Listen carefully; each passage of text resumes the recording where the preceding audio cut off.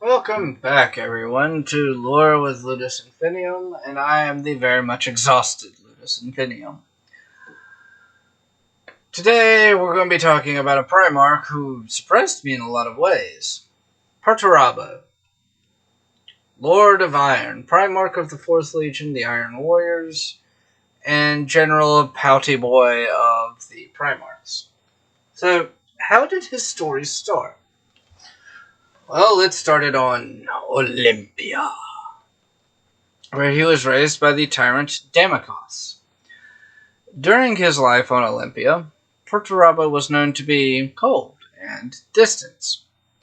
One speculation is that he could see the fucking Eye of Terror from the ground, and know that it spied on his every move that he made and judged him, but he did not know what it judged him for. Think about this for a minute.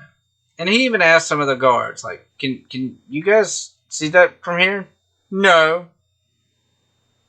But it's right there. And this is also part of what caused him to be cold and distant, because he thought either they could see it and he were lying to him, or that they just weren't worth his time. But anywho, due to the constant wars between Olympia city-states, Perterabo gained an extensive experience for siege warfare, which would cause a later rivalry with his brother Rokel Dorn. One can build it up, one can tear it down. Wonder how they got into many arguments. Perterabo designed many new weapons and siege engines that normally would have made his existence peaceful after so many conquests. However, instead of the threat from outsiders, there were many who would plan Perterabo's death by way of assassin or poison if they could get close enough to him. None did. Though his existence would take a major turn when a ship entered the system and come to Olympia. The Emperor came for his lost son. Thus, Perterabo was the 12th Primarch to be found. All the Primarchs had singular gifts and traits, be it Fulgrim's beauty, Magnus' psychic prowess, or Russ's heightened sense of smell and love for all things that squeak when you chew them. Perterabo was seen as the Primarch with the highest technical and scientific intelligence, so quite possibly the smartest of the bunch. Perterabo was still as cold and hard as iron, and when he returned to Terra, but he did find a friend among his brothers, Magnus, who shared in his love of mysteries of the past and a desire to learn new things. So, how was the reunification of Perterabo with his Cheen sons? Well, yeah. After studying directly under the Emperor on the Great Crusade and all its machinations, Perterabo was given command of the 4th Legion. What was his first act to his Cheen sons, you ask? A loving embrace? Nah. A warm reunion? This is 40k. Well, he could not have done anything so terrible as to kill off about a tenth of his Astartes, right? Actually, no, you got it on the last one.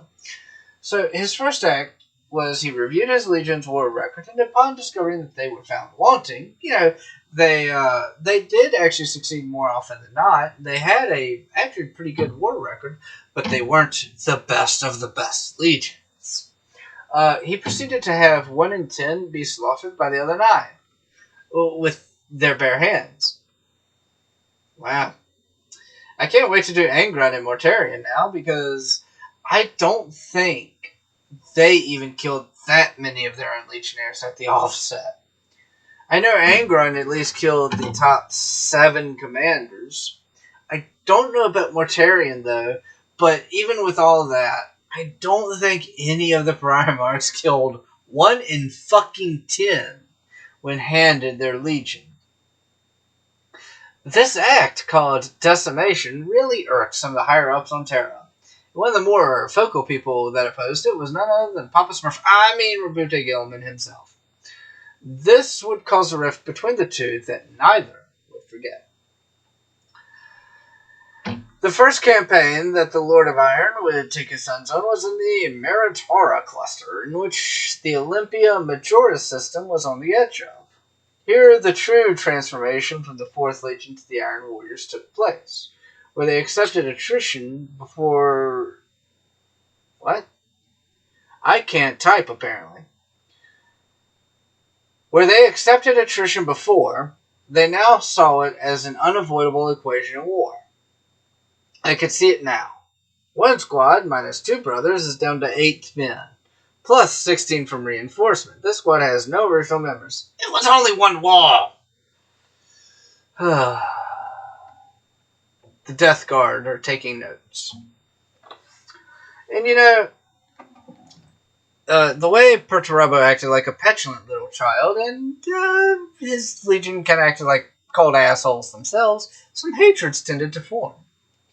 One group that began to loathe the Iron Warriors was their Imperial Army contingents, who were used merely to gauge how quick the enemy can kill them, because cannon fodder. This led to the Imperial Army soldiers giving the Iron Warriors the nickname of corpse grinders.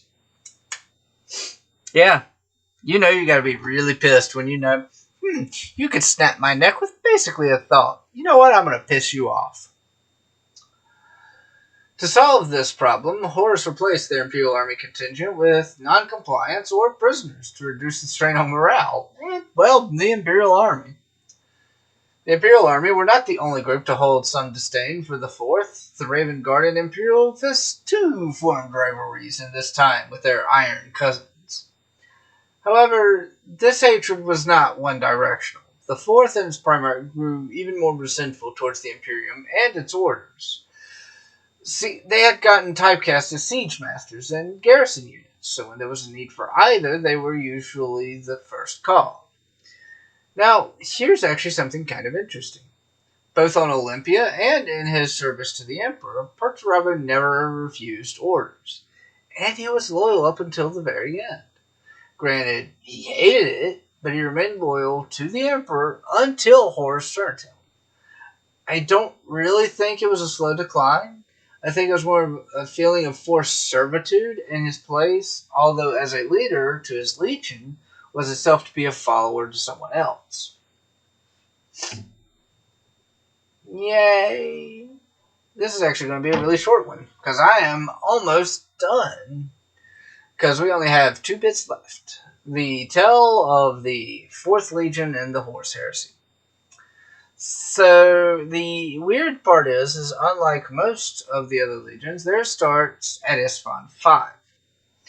There they submitted their fate to that of the War Master by joining his heresy, and the bond between Perterabo and Horus grew deeply. See, right before the dropsite massacre of Isfahan 5, Perterabo purged Olympia of around 5 million civilians. And Horus not only forgave him for his crime, but lauded him for his dedication and thoroughness, because Horus had already been mind-fucked. To add to the story of Fulgrim and Perterabo on the Crone World, an interesting aside. Originally called Cygnus X-1, Perterabo thought the massive warp rift that haunted him since his youth deserved a name more fitting. A name to drive fear into the hearts of all who heard it. Thusly, he renamed it the Eye of Terror. So, interesting little aside, Perterabo named the fucking Eye of Terror. Hey, that's actually kind of cool. And also, another interesting little aside. At the Siege of Terror,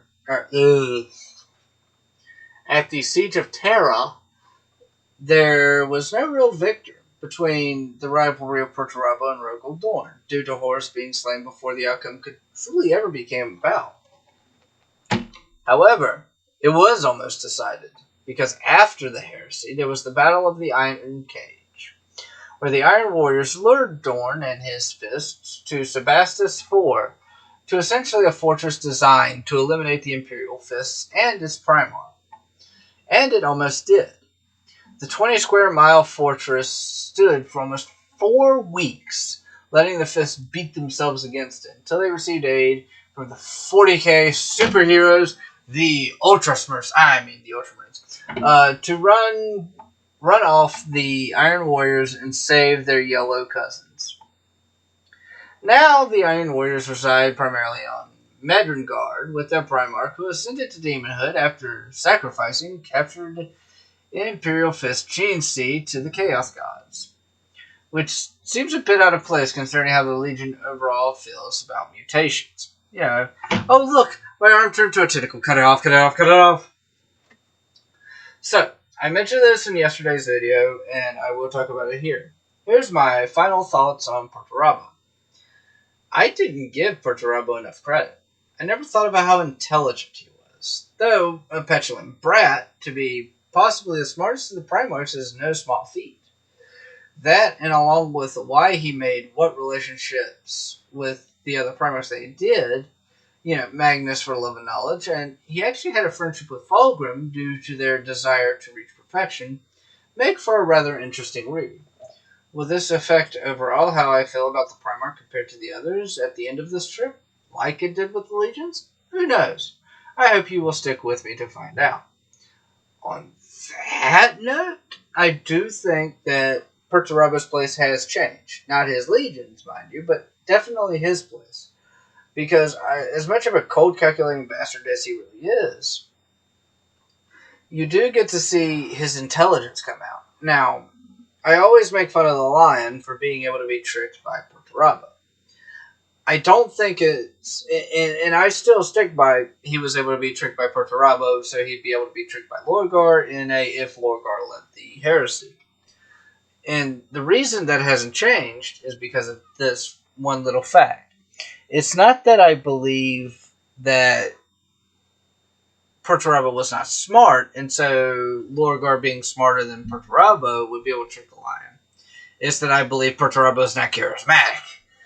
And if he can trick the lion by being one of the least charismatic of the Primarchs, Lorgar being one of the most charismatic of the Primarchs, still probably could. But that being said, being able to see his intelligence play out, being able to see him making some bonds among his brothers was actually very, very cool. But I digress. I do really hope you enjoyed this, and I hope you will enjoy the rest of this trip with me. And if you ever feel like, you want to be part of our family or you need someone to talk to, join the Discord where there's always someone available. But all that being said, I do apologize. It is now 2:30 in the morning. I have been at this for 4.5 hours now. I am exhausted. I still have about another hour and a half of work. I hope you all have a wonderful day, but I'm ending the recording there.